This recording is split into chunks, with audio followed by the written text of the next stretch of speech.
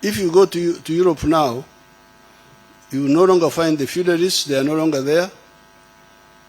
You will no longer find the peasants, they are no longer there.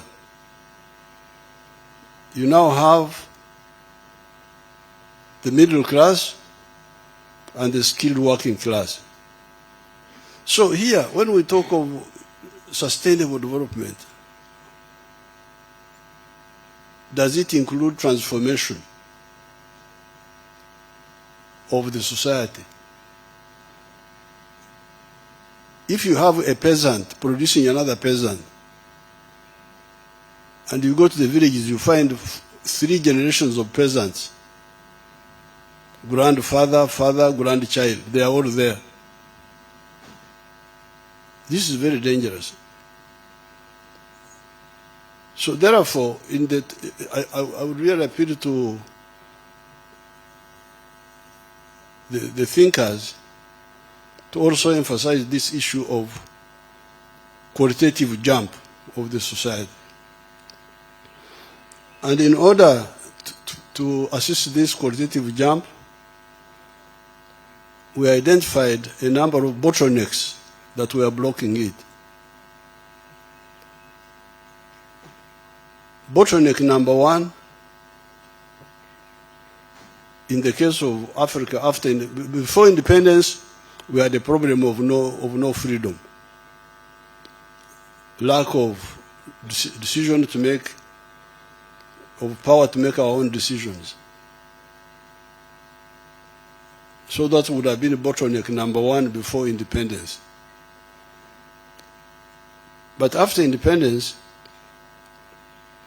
in many countries, when you hear this chaos in many parts of Africa, it is on account of a weak state. A state without the pillars to support it.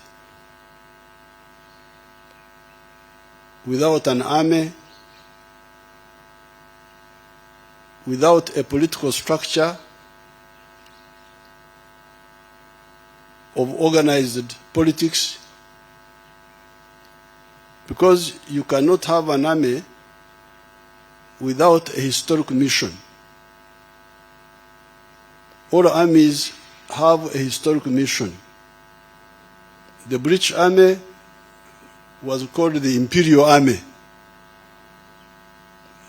Their mission was to conquer backward people and exploit them. That's why the head of the British Army was called CGIS, the Chief of the General Imperial Staff, an army of empire to conquer other people. That was their mission. And they were not hiding it. Now, the American army, you remember how it started. The American settlers rebelled against the British king and poured his tea in the ocean, Boston Tea Party. And their slogan was no taxation without representation. In other words, they were making middle class demands of democracy. So they had a political movement, a movement for democracy, political. But that political movement needed an army to defend it. That's how you get the army of George Washington, the Continental Army. So the army of the Americans is to defend capitalism. The Red Army is an army of peasants and workers to defend the interests of those people. What are the African armies for? This is the problem we had here. We had Idi Amin. Idi Amin, that is a soldier. A soldier of what? What is your mission? I'm just soldier. Soldier. Without mission. This was part of the crisis. So, a weak state, because you don't have a political movement in that country, which now creates for you a capable army and other structures. Mwalimu Nyerere, our elder, had to resolve Mwalimu Nyerere had to resolve the old Tanganyika rifles and create TPDF, Tanzanian People's Defense Forces. That's one of the reasons I'm sure Tanzania has been stable all this time, unlike all of us who had a lot of problems. So strategic problem number two after getting independence has been a weak state,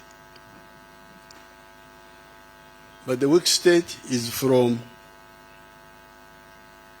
you could call it strategic bottleneck number three, wrong politics. Politics without a historical mission. The politics of identity. If you say our politics are politics of tribes, of religion, of gender chauvinism, how would you build a capable state? This is the problem we have in some of the countries.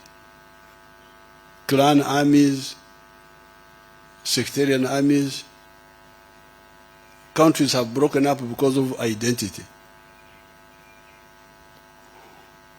When I went to Sudan, Khartoum, I asked them, I said, what do you call identity in Arabic? They said, Hawiya. And what do you call interests in Arabic? They said, Maslaha.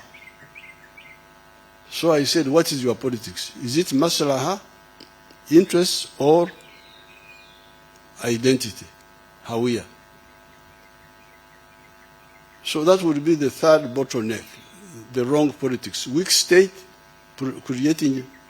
created by bad politics of identity rather than politics of interests. I don't have time to go into all that, but in some of the documents we have elaborated it.